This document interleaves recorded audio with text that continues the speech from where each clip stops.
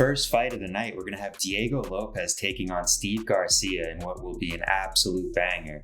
I really think that this is one of those fights that's getting overlooked a bit because it has the potential to be the best fight on the card, at least from an entertainment standpoint. I mean, Steve Garcia is on a run of just knocking everyone out. And besides the Calvin Kattar fight, which went to decision, he beat the piss out of him in that fight anyway. He's just taken everyone out recently. And ever since he made the move to featherweight, I think it's kind of like suiting his skill set a little bit more. He was a little undersized for lightweight, and it gave him some trouble earlier on in his UFC career. But I think he's kind of found his home at 145. And of course, Diego Lopes, we know, is always game for a great fight. Honestly, his only bad fights have really been against Alexander Volkanovski, which, he's one of the GOATs for sure. And, the rest of his fights, usually bangers, and there's usually a lot going on in them. Like, you look at that Gene Silva fight, man, Diego Lopes, he had him in mount in the first round. He was beating the absolute crap out of him. The second round, it looks like Gene Silva has life. And then all of a sudden, Diego Lopes just takes him out with that spinning back elbow. And that was one of the most exciting fights, in a while. And I think that was at Noche last year, which was really cool to see. Yeah, and I like both of these guys as fighters. This is a really tough one to call. And this is, besides the Gane, and it's one of the only fights that's actually lined close enough to where you can kind of maybe get some solid value on a straight play. Steve Garcia right now, he's plus 130.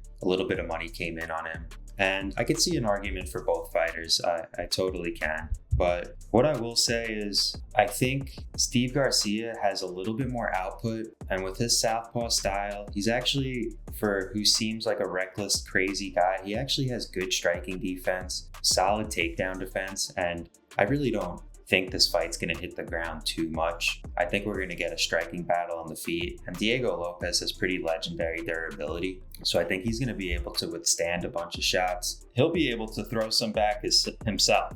So I'm not worried about that. I know Lopes would be able to, step into the fire and swing on this guy. But I think if you're looking for an underdog, I think this might be the spot to go with Steve Garcia. I have not made an official bet on him yet, but I was really looking at it, and I was honestly looking at Steve Garcia by decision, which some books you could get it at plus 550 or so, just because of Lopes's durability and Garcia's output and power.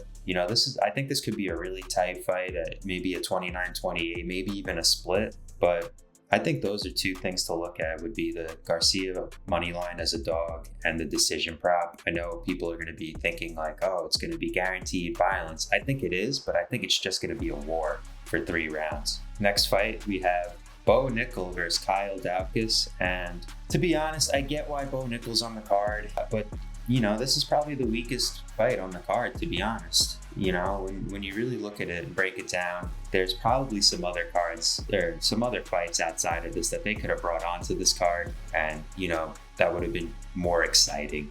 But Bo Nickal, he kind of just, he turned it around. He got the win over Rodolfo Vieira with a sick head kick. I will give him credit for that. I was not expecting him to put Vieira out like that. But that was coming off the disappointing loss to Rainier de Ritter. Other than that, Bo Nickal is basically taking care of business against a low level of competition. And really the same could be said for Kyle Daukaus. I mean, this is his second UFC stint. He took out Gerald Meerschaert last time. It was a nice choke. It was kind of a club and sub. And then he knocked out Michel Pereira really quick into that fight.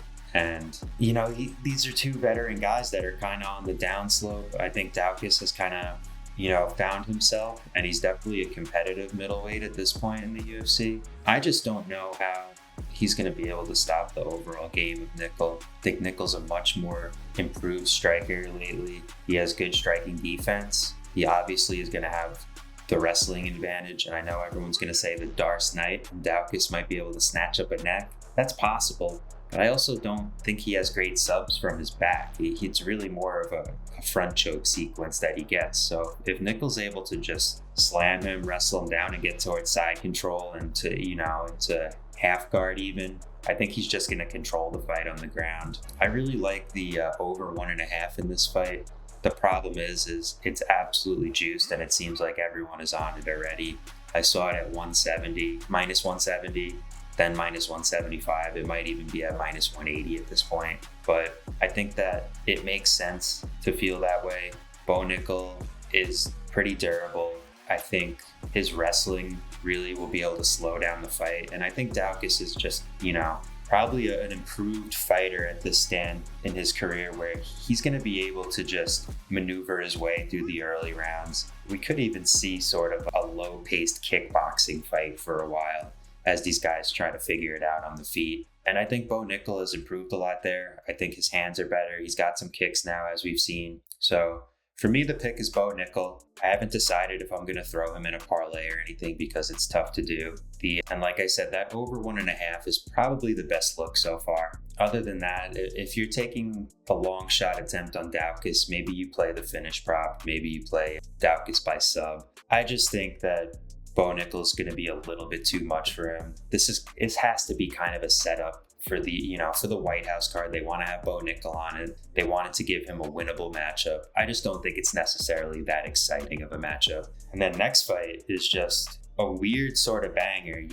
I thought we were supposed to be setting up the American guys for success on the White House card, but clearly not with this matchup. We have Mauricio Ruffy taking on Iron Michael Chandler. And Michael Chandler is now 40 years old, and I know he's been looking old lately, and the Paddy Pimblett fight was not a good look. Oliveira fight, yes, he had those crazy back slams in the 5th round and things like that. Poirier took him out, and he hasn't had a win in 4 years, and it was against the ghost of Tony Ferguson. I know it was a beautiful front kick, and all of us, big time fans cringed because we didn't want to see our boy Tony get done like that. But man, Chandler he's always in great shape, but is this even a fight he can win? I don't know. I know the odds are disgusting. He's at like plus 500 at this point, but Mauricio Ruffy is just an absolute sniper. The way he took out Fiziev in a striking battles, you don't really see Fiziev get taken out like that. So that was wild. His one blemish really is the Benoit Saint Denis fight. And I know that's what everyone's going to be pointing to, is that Michael Chandler is going to be able to wrestle, and he will. But for how long? And this is kind of going back to what I said in the intro about the weather. I know that Michael Chandler is going to be in immaculate shape like he normally is, but it's not even just the weather for him in this one. It's his fight IQ. There's just something about him when he just wants to start standing and banging with these dudes that he knows he needs to take down, but he just wants to fight. So I don't know if this is going to end well for him. I could really see Ruffy taking him out in the 1st round. Probably late first once he gets his timing going. He's a very patient and timing-based striker, but once he does get the timing, he's just going to go for the kill. What I was looking at was the round 2 KO or the round 2 finish for Ruffy, which you can get at about plus 350. It's just really not that great. There's not that much value in it. I think if you really want to do anything betting-wise on this fight, you can parlay the Ruffy KO. Saw it at minus 230 on Fanatics, I believe. And I think it was minus 250 on DraftKings. That might be the best look at this point. You parlay Ruffy by KO. Otherwise, I think if you're a guy who's a long shot seeker, you got the dog odds on Chandler. That can be a small sprinkle. One of the half a unit type of plays on just Chandler money line. And you hope he comes out and just takes the fight to him, wrestles him. Maybe he gets him frustrated. Maybe he tires out Ruffy a bit and he's able to impose his game.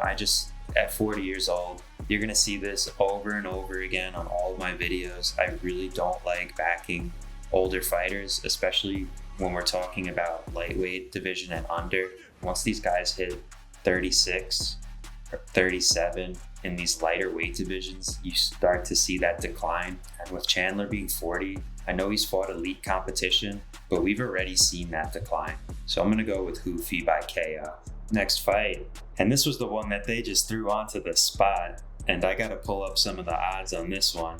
But what I like to see here is 2 guys that kind of got a little bit of beef. It's probably some Josh Hokit manufactured beef. I think Derrick Lewis just thinks this guy's a weirdo, he's an idiot, and he just wants to KO him. And that's what you got to look at here. Is it's going to be tale of 2 tapes, and this also includes probably my favorite parlay piece of the night. But the Black Beast, Derrick Lewis, we all know who he is. Fan favorite, one of my favorite fighters for sure. His last fight against Waldo Cortez Acosta was not a good look. But other than that, he's kind of been doing what he normally does. You know, he knocks out a lot of these up-and-coming guys. He'll lose a fight here and there. You know, when he gets grappled, like Jonathan Almeida just held him down for 5 rounds. I believe that one was, to a boring decision. But that's kind of what you have to do against Lewis, because he's going to stand on the feet. He's very patient. He's not as crazy as he once was. But when he swings, it's with bad intentions. And the one thing I will say about Josh Hokit is that his last fight with Curtis Blades was incredible and one of the best heavyweight fights I've seen in a very long time. But he went to war, and that was less than 2 months ago. It's going to be basically 2 months on fight day. And man, to come off a war like that and to get right back in the cage against Derrick Lewis, that's dangerous. I think the pressure and the pace that Hokit is going to bring out there, it probably will break Lewis at some point. You know, Lewis really doesn't have too much left in the tank, it seems, at this point. He's really just on this because he's a Trump favorite, which I get. I mean, Black Beast is one of everyone's favorites. So I'll be rooting for him. I thought about looking at the Derrick Lewis KO round 1, KO round 2 props. They're not too bad. But really, what I was saying in the beginning of this is the parlay piece will be the fight not to start round 3. I saw it at minus 310. I think there's no way this fight goes to the 3rd round. It's either Josh Hokit's breaking him down early and we start to see Derrick Lewis wilt under the pressure, and we probably get a TKO stoppage, maybe a little similar to the Cortez Acosta one where, you know, he kind of just takes the way out when he can because Hokit's pressure is insane. I'm also a little concerned on both sides about this 95, 96 degree heat, if that's possible. Heavyweights, you know, and especially Lewis, who's going to be cutting weight, he's going to have probably like a 50 to 60 pound weight advantage when they're in the cage, which is nuts. So I'm a little worried about especially Lewis gassing. But even if Hokit's pressure he comes out a little too hot and he's just kind of a dead man walking after like 3 minutes, that Lewis might be able to just chin him with an uppercut or one of his big time overhand rights. If I have to make a pick, which unfortunately I do, I'm going to pick Josh Hokit by knockout. I'm not looking to bet on Hokit moneyline or Hokit by knockout at this point. Like I said, I'm really just going with that round 3 not to start. I think that's a great parlay piece. I will definitely have that in my official bets. I haven't put it in anything yet. I'm just trying to figure out something to parlay it with. Probably try to get somewhere near even money. But yeah, like I said, maybe look at the Lewis KO round 1, KO round 2, if that's something you're interested in. But this is probably a spot for Hokit. Next fight, we got Sugar Sean O'Malley against Aiemann Zahabi. And this is an interesting one. I think this one is kind of a letdown in my opinion. And listen, I understand that Zahabi is on a run, and I actually like him as a fighter. But he's kind of at the tail end of his career. And really at the tail end, he's gotten much better. I think if you look at like the Aldo fight though, he barely won that. I think a lot of people would argue that Aldo won that fight as well. And he's really fighting on thin margins. You know, he's been dropped. He was dropped in the Vera fight, dropped in the Aldo fight. And if you notice, it's kind of a theme with him that he does take some damage, but he kind of gets himself back together and grinds it out. I mean, he's been training with his brother Faraz, obviously, forever. And that guy's a legendary tactician of a coach. So he's always going to have a great game plan. He's extremely defensively sound. I will say the one thing, if you look, his striking defense is like 68 or 69%. It's a little bit overblown because of the Ricky Tercios fight. Tercios landed 11% of his significant strikes in that one and threw over 230. So that really, beefed up his number. And Pedro Munoz was also another fight where Munoz threw like 300 significant strikes and he only landed like 29% or 30%, like another really, really low one that definitely made Bobby's numbers look even better than they are. But overall, he is a very defensively sound striker. I'll give him that for sure. And he has good takedown defense. He really has just that great, well-rounded fight game. There's nothing flashy about it. He'll just do the right thing for the most part, and he'll always be in the fight, especially if you're a low-volume striker like Chito Vera. You're just going to let him stick around, and he's going to find a way to beat you by, 5 to 10 significant strikes on the cards. He'll have slightly bigger moments, and he'll make the judges kind of sway towards him.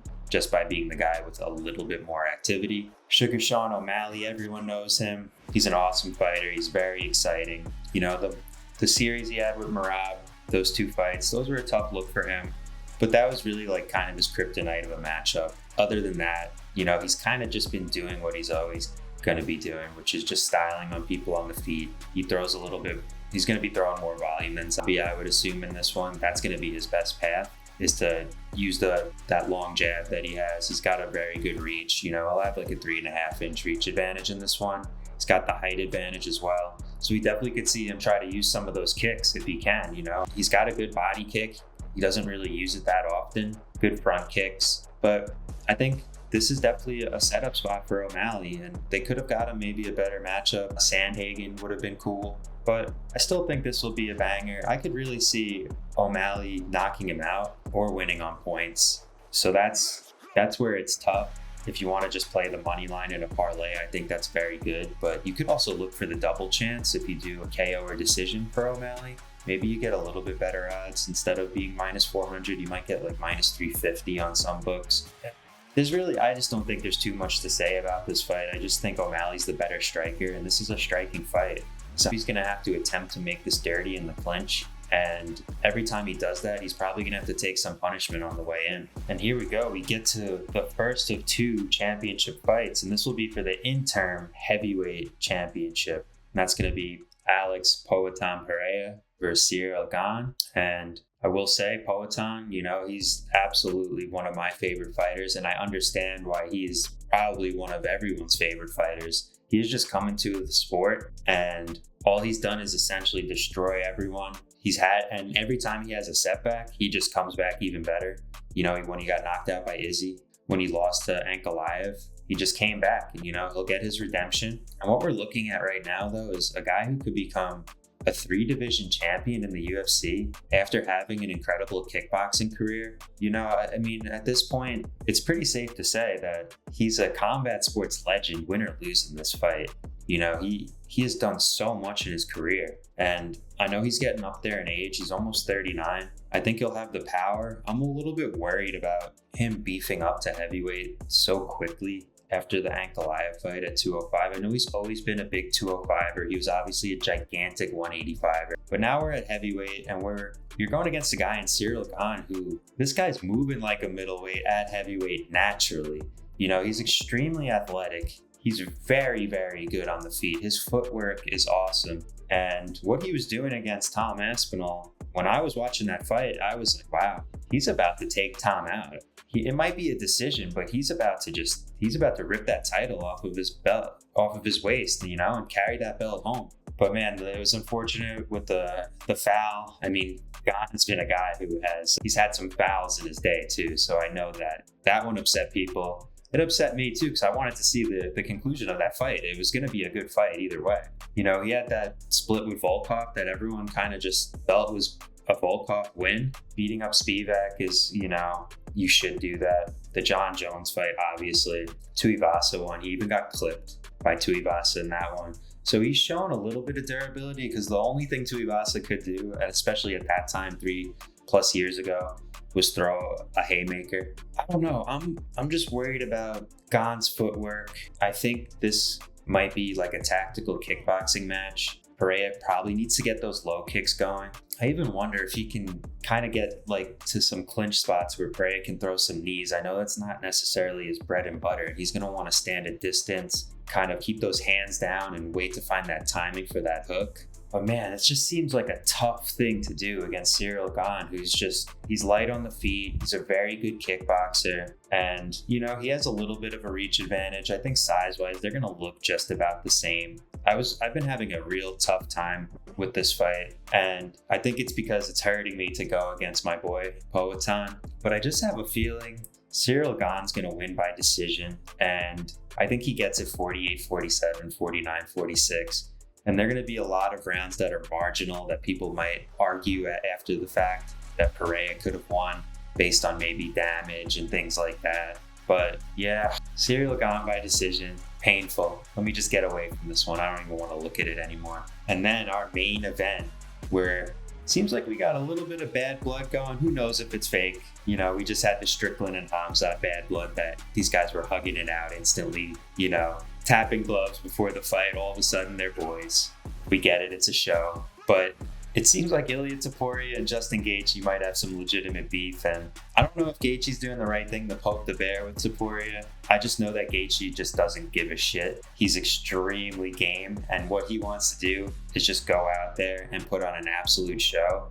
And that's honestly all he's done his whole career. If you look back to even his much older days in World Series of fighting, you know, he was just known as that guy that's just going to bring like a psychotic pace and have some insane finishes. He's got monster leg kicks. He's got a lot of power. And then we even saw the high kick against Dustin Poirier later on. He hit him with a nasty head kick that knocked him out. You know, when you look at all of the guys that have been signed to the UFC, especially guys that are coming from other promotions when they were champions in other major promotions at the time, like Justin Gaethje has had one of the most successful UFC careers after the fact of moving on, you know, from World Series of Fighting or from any of those other belts or any, you know, Rise and One, things like that. Going from champion and then coming to the UFC and having success is not something that always happens. But here he is. He's a fan favorite for a reason. And I think this is just going to be really, really tough for him because of Topuria's timing and boxing skills. Ilia Topuria, 17-0. We've really never seen him in too much trouble besides when Jai Herbert hit him with that head kick. Other than that, he essentially dictates every single fight that he's in. You know, he's a 2-division champion. He's on his way to being one of the greatest fighters of all time in the UFC. I mean, especially if he gets another epic knockout here, it's going to be really hard to already, you know, stop yourself from putting him up there with the greats. And yeah, I don't really have too much to say because I just think that Ilia Topuria is going to knock him out. And I think it's going to occur probably in the first 2 rounds. If you want to look into that, you know, round 1, round 2 grouping KO bet, I think that could be a good look. I think if you want to put Topuria money line at the end of parlays, I know it's crazy to say that with a minus 500, minus 600 guy, but I just don't see how it doesn't hit. I think Justin Gaethje's going to be in for a world of hurt. I think if Gaethje tries to just walk this guy down like he wants to do, he's going to get countered and comboed horribly. And, you know, once I know Gaethje takes damage in a weird way, you see he kind of gets the floppy deer legs sometimes. You know, you saw it in like the Michael Johnson fight back in the day. He always kind of gets a little bit off balance, but then seems to kind of regain himself.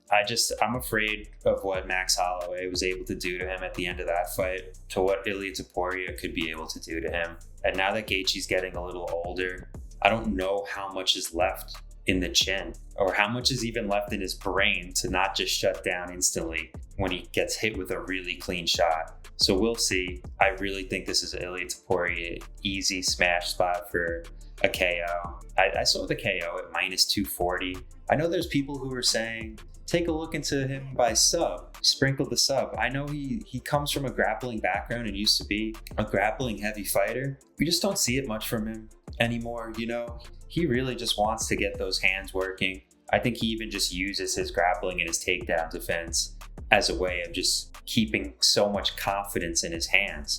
He doesn't really have to worry about the ground game because he knows he's good there. He'll be able to get up or he'll be able to take someone down if he actually needed to. So his boxing's incredible. So I'm going to go Topuria by knockout. I'm not going to touch any of those sub props. I can't see this going 5 rounds. And yeah, I think we'll have to see what his future is. You know, he's only 29, about to be 30 by the end of the year. Next, 8 months, he's 30. I don't know. I don't know where he goes from here. He's going to clean out the division.